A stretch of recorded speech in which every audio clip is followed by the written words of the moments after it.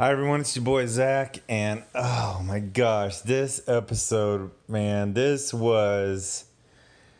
didn't know where I began and Mecha Random 42 ended. So obviously, I watch her reviews and I find them entertaining, but I found myself disagreeing with her a lot. More specifically, I felt that her hot takes were a little too hot. I was like, I understand if you have issues with this character of Michael Burnham, but I like this, I like that, I like this part. Oh my gosh. It's like this episode, well, it's a couple things at once. But it's like the writers are passively aggressively trying to get the studio to write Michael Burnham out of her own show. Like, I could not take this episode. It was so annoying. I've talked about how even when I like Discovery, I'll just kind of fall asleep in the middle of this. I just quit. I just said I'll finish this tomorrow. So this is episode 11 of season 2, and oh my gosh, I don't know. So I'm watching season 1 also, and I'm at the same number, episode 11. But I'm pretty interested. I like the Terran Empire. I like the Mirror Universe. I just like all the action. And season 1 is really high budget. Season 2 is low budget. And one of the freaking huge problems is that, oh my God. First of all, they set up this thing with the Red Angel and the 7 signals. And Spock is insane. And then they resolved Spock is insane in like episode, I don't know, 6 or 7. Which, plot twist, he wasn't insane.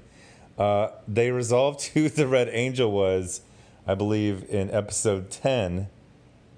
And they also revealed who the villain was, which is Control, like episode 9 or 10. And now we got 4 more episodes, and it just feels like... back in the day when they used to do the 2-parters on, lots of shows, but they do it on TNG. And sometimes you think... You're like, oh, there's only 6 minutes left in this episode. This is going to be a 2-parter. And then Geordi comes in and he's like, we're going to do the thing with the thing and the other thing. And then they figure it out and they end it. It is now starting to look like this whole season could have been done in a very mediocre 2-parter. I mean, when they started with the Red Angel, I was thinking of something supernatural or an advanced alien consciousness. And it's just Mikey Burnham's mom in a magic suit. Literally, a magical suit that can do anything. Which, by the way, was invented 20 years ago. So 20 years ago before Discovery, which was, I think, 10 or 20 years before Enterprise, which was 40 years before TNG, a random scientist, and I don't even think her husband worked on the project. Oh no, okay. I think I'm screwing one part out. I think it was a Section 31 project, and Mikey Burnham's mom was the lead scientist. But anyway, there's a suit that can do any. So once we got down to the nitty gritty that it's a human female in the suit, and I just, she's like, I've traveled through time. I've seen a million things. So I just have like. Where you go bathroom? Where you go bathroom? What you eat? What you eat? Where your oxygen coming from? What is this suit taking debris out of space and replicating it into food? Is it beaming the urine out of your bladder? Like, I got questions. There's no reason for it to be a suit. It could have, if you have this ridiculous technology that you can fit in any small size, just put it in a small shuttlecraft and then just fly around with that. I just hated this. I forgot to look up the age of the actress who plays Georgiou.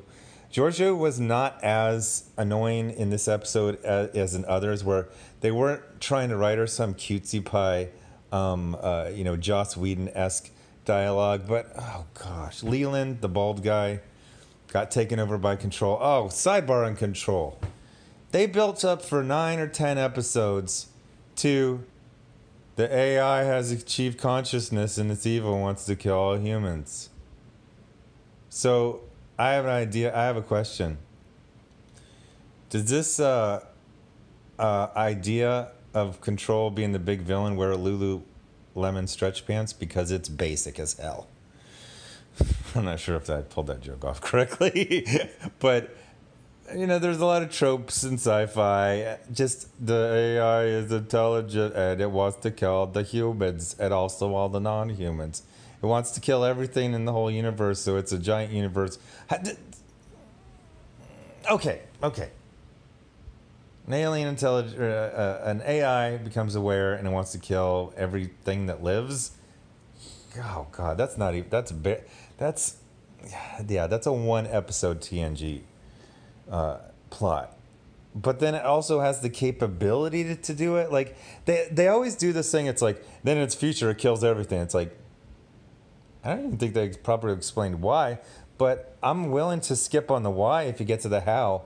The how they just show it's shooting a bunch of missiles at every planet in the universe. I don't even think they've ever this is the laziest villain antagonist plot I've ever seen in anything. Even Q. They actually give some explanation about the Q continuum. They don't really explain the how, but they kind of, it's, theoretically omnipotent beings who are in a collective and in a pocket universe. I mean, the other thing there's no science in this science fiction. In fact, it's not even science fiction. It's fan fiction. It is, and I kept thinking about this because Ethan Peck, who plays Spock, he's so good. And every time he comes into a scene, it's like he's from a different and much better show. So walk with me while I throw a little theory. Star Trek Discovery does not exist. Star Trek Discovery is actually a series of fan fiction written by a very, very low-ranking, possibly enlisted member of a ship that Spock is on, and he's the main character in an alternate show. For instance, there is a show called Star Trek Discovery, and it's about a science officer Spock, not yet a first officer of the Discovery with Pike, and it's him straight out of Starfleet in his first duty assignment. Now, a character who may or may not be his half foster sister could be a side character, but of course in the grand Mary Sue tradition of fanfic, she writes it as if the entire universe revolves around her, because it does. I doubted Mecha 42 when she used to say these things. She's like, the whole universe revolves around this one woman who is, and I kept going back and forth. I was like, is Michael Burnham mentally ill, or does she just have severe personality disorders? Because I have seen her cry more in 2/3 of 2 seasons. I've watched up to episode 11 of both seasons. I have seen her cry more in not even 2 full seasons than in every season of every show, of every character. Count the tears. I'm sure there's some Trek nerd out there that has an Excel spreadsheet of crying scenes per. She never stops crying. And the other thing is, honestly, Sonequa Martin Green, she's a really, really good actress. But come on, you can't have a character cry this much, and the whole universe revolves around her, and she solves, all these things, and you not go, oh, this is fan fiction of a minor crew member on just one ship in Starfleet writing herself to, and God, don't even start me on Mikey Burnham's mom, who talks like she's trying to win an Oscar in every sentence. It's like, how they do Oscar for best actress in a comedy. What if they did it like Oscar for best sentence? And it's like, stop trying to win an Oscar, and everything doesn't have to be spoken like this. It's like, come on, try a more naturalistic acting style. And if you're not going to have a naturalistic acting style, at least vary. Do you see how my sentences just in this last 1 minute, they have varied in pitch and tone and speed? She speaks everything in the same way. She's basically a human version of the Klingons who say every single thing in the exact same tone. Oh god! And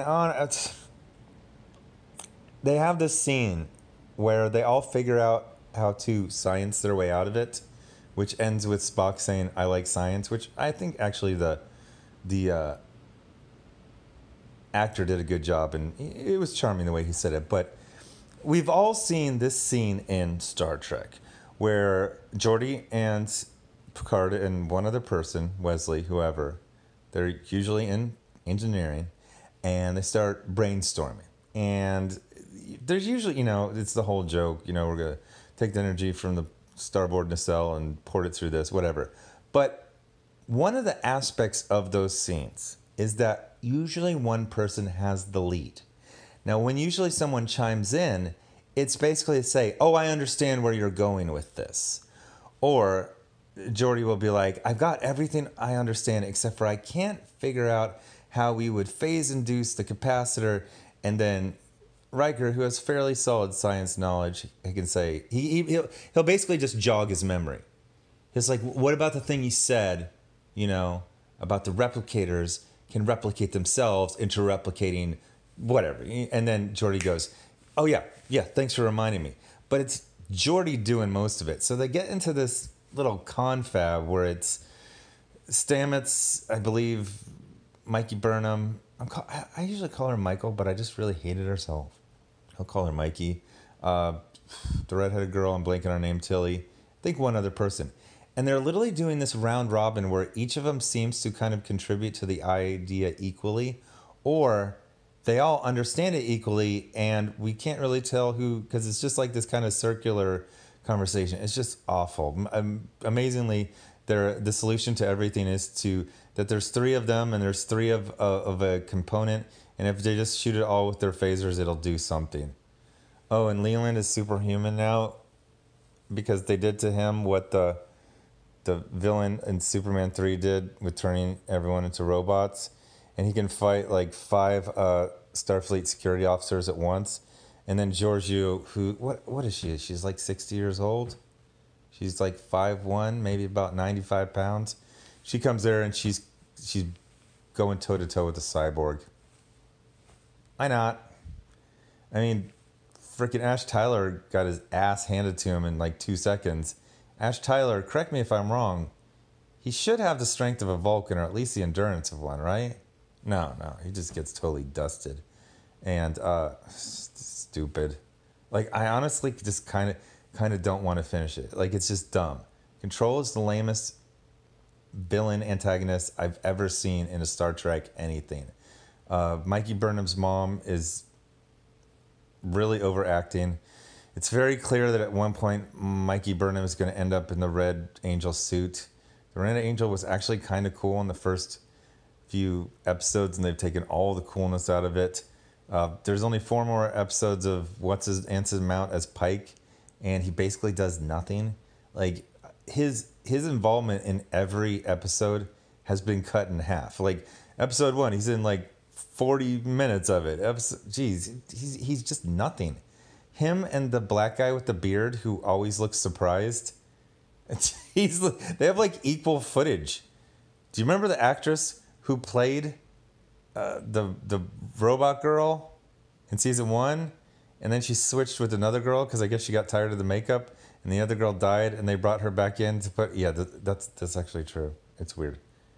She doesn't even have a line. She just looks surprised once.